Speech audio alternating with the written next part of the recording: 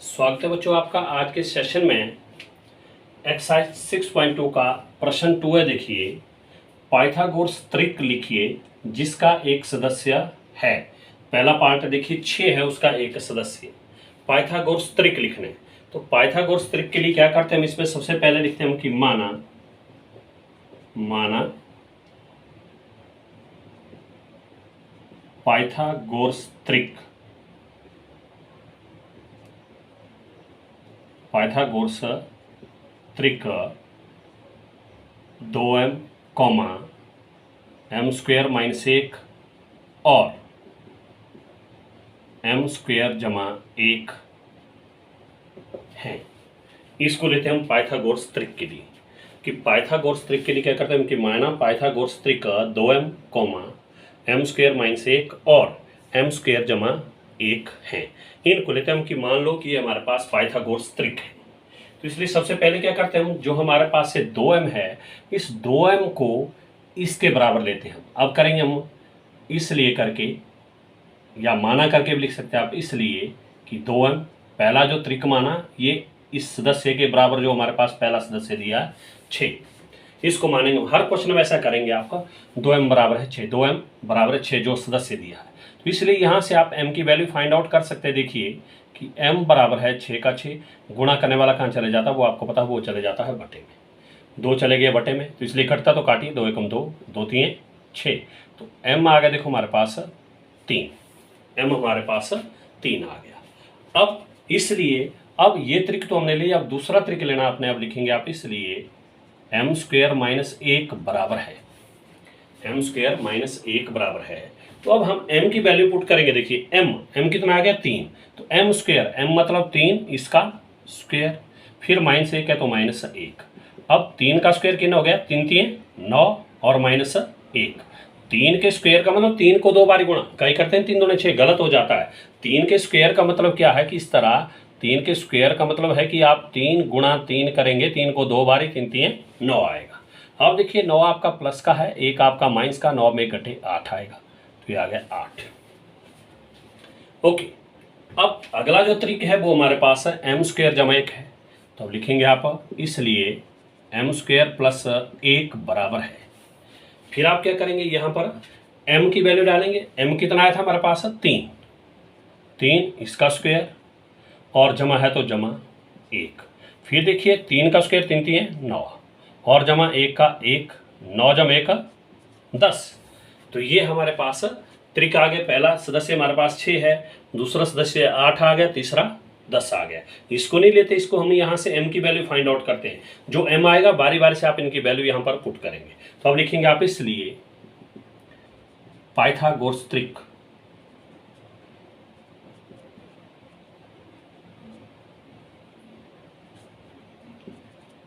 बराबर है, पहला सदस्य 6 था, दूसरा आ गया आपके पास 8 और तीसरा आ गया 10, और ये आपका आंसर होगा।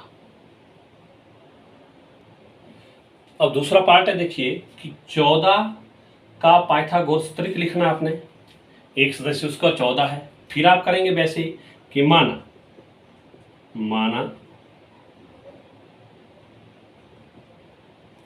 माना करके कि 2m comma m square minus 1 और m स्क्वायर जमा 1 पाइथागोरस त्रिक हैं, पाइथागोरस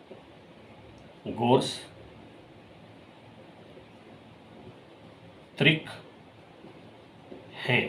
पहले में मैंने उल्टा लिखा कि माना पाइथागोरस त्रिक 2m comma m square minus 1 और m स्क्वायर जमा 1 है। इस तरह भी लिख सकते हैं आप।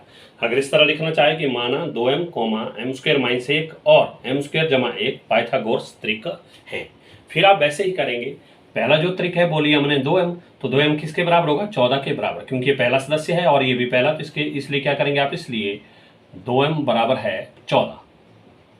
तो इसलिए यहाँ से आप m की वैल्यू फाइंड आउट करेंगे। इसलिए m बराबर है 14, एक गुणा करने वाला कहाँ चले जाता है, बटे में, तो 2 एकम 2, 2 सते 14, तो काट के आया देखो m आया देखो 7, m का मान हमारे पास 7 आ गया। तो अब इसलिए दूसरा त्रिक हमारे पास क्या है, m स्क्वायर माइनस 1, आप लिखेंगे इसलिए m स्क्वायर माइनस 1 बराबर है m आ गया हमारे पास देखिए 7, इसका स्क्वायर और -1 का -1। तो देखिए 7 का स्क्वायर मतलब 7 सते 49, 7 को 2 बारी गुणा करना है, 7 सते 49 -1। देखिए अगर नहीं लगता पता तो आप इस तरह कर सकते हैं, 7 का स्क्वायर का मतलब है कि 7 को 2 बारी गुणा, 7 सते 49, ठीक है, -1, 49 में 1 घटाया तो 48, नहीं आता तो यहाँ पर आप घटा सकते, देखिए 48। ये दूसरा त्रिक आ गया हमारे पास, पहला त्रिक 14 था, दूसरा 48। अब तीसरा निकालना, तो फिर तीसरे के लिए ये है, देखिए हमारे पास m स्क्वायर जमा 1, तो लास्ट में लिखेंगे आप, इसलिए m स्क्वायर जमा 1 बराबर है m हमारे पास आया देखिए 7, 7 का स्क्वायर और जमा 1 है तो जमा 1। देखिए 7 का स्क्वायर 7 सते 49, वो मैंने पहले भी बता दिया आपको, और जमा 1 का जमा 1, तो इसलिए 49 जमा 1 का 50।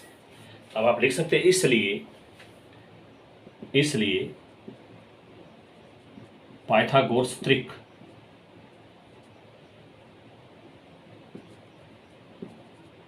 बराबर है, पहला 14 आ गया, दूसरा हमारे पास 48 आ गया, देखिए m स्क्वायर -1 वाला, ये नहीं लिखना, ये हमने m का मान याद करा, ये आ गया 48 और तीसरा आ गया 50, और ये आपका इसका आंसर होगा। थर्ड पार्ट है, देखो इसका 16 दिया है, इसके लिए आपने पाइथागोरस त्रिक लिखने हैं।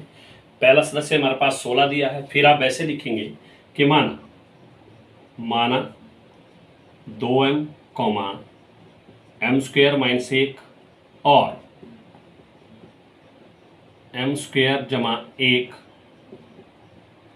पाइथागोरस त्रिक हैं, पाइथागोरस त्रिक हैं। तो फिर उसी तरह जो पहला सदस्य है हमारे पास 16 दिया है, तो वो हम पहले त्रिक के लिए लेंगे, यानी कि 2m बराबर है 16, तो इसलिए लिखेंगे आपकी 2m बराबर है 16। यहाँ से आप m की वैल्यू फाइंड आउट करेंगे, तो इसलिए m बराबर है 16, ये गुणा करने वाला जाएगा बटे में 2। अब आप यहाँ से इसको काटेंगे, देखिए 2 एकम 2, 2 अठे 16, तो m आ गया देखिए हमारे पास 8, इसलिए m का मान डालेंगे हम दूसरे त्रिक में। दूसरा त्रिक है हमारे पास m स्क्वायर -1, अब लिखेंगे आप, इसलिए m स्क्वायर -1 बराबर है m की जगह आ गया देखो 8, इसका कहा है स्क्वायर, तो स्क्वायर -1 का -1। अब 8 का स्क्वायर का मतलब 8 अठे 64, नहीं जिनको आता तो मैंने कहा कि 8 के स्क्वायर का मतलब क्या है कि इसको 2 बारी, 8 अठे 64, फिर एक घटाना, देखो कितना आ जाएगा 63, 4 में घटे 3, ये आ जाएगा देखिए 63,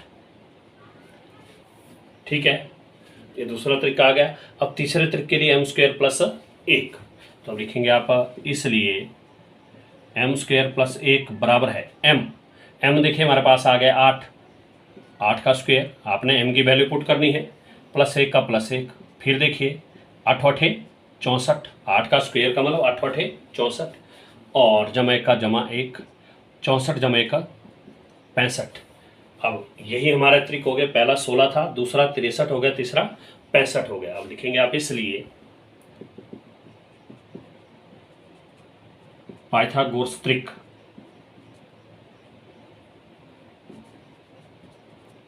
बराबर है, पहला देखिए 16 था, दूसरा आ गया आपका 63 और तीसरा आ गया आपका 65, और ये आपका आंसर होगा। अब इसका चौथा और लास्ट पार्ट है, देखिए 18, इसके लिए भी आपने पाइथागोरस त्रिक लिखने हैं। फिर सेम वैसा ही क्या करेंगे आप कि माना 2m m स्क्वायर -1 और m स्क्वायर जमा 1 पाइथागोरस त्रिक हैं।